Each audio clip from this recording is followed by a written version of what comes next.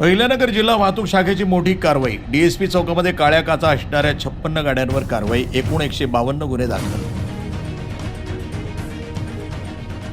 दिनांक 13/8/2026 रोजी दुपारी 12 ते 2 वाजण्याच्या दरम्यान पोलीस अधीक्षक मोम्मका सुदर्शन यांच्या सूचनेनुसार जिल्हा वाहतूक शाखेनं शहरामध्ये विशेष मोहीम राबवून मोठी कारवाई केली आहे।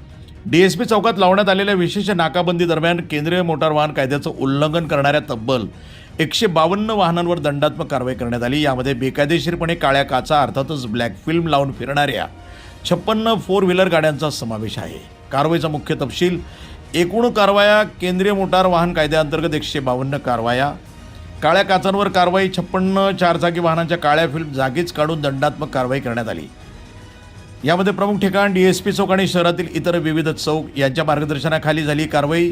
ही धडक मोहीम माननीय पोलीस अधीक्षक मोम्मका सुदर्शन, अप्पर पोलीस अधीक्षक वैभव कलबुर्मे आणि उपविभागीय पोलीस अधिकारी डॉक्टर दिलीप टिप्परसे यांच्या मार्गदर्शनाखाली जिल्हा आणि शहर वाहतूक शाखेचे पोलीस निरीक्षक महेश पाटील आणि त्यांच्या पथकानं ही यशस्वीरित्या राबवली।